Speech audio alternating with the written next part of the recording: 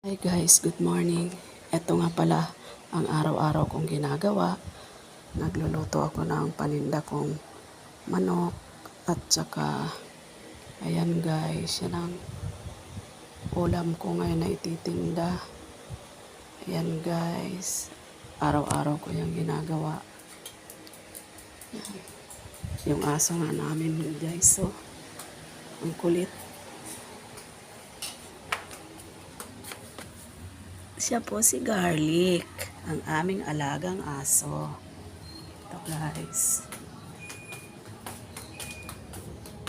Aking mga ititinda. Ayan guys, yung aking rolling store. Ayan guys, oh. Salamat sa panonood nyo guys ng aking munting vlog. Sige guys, mamaya na ulit.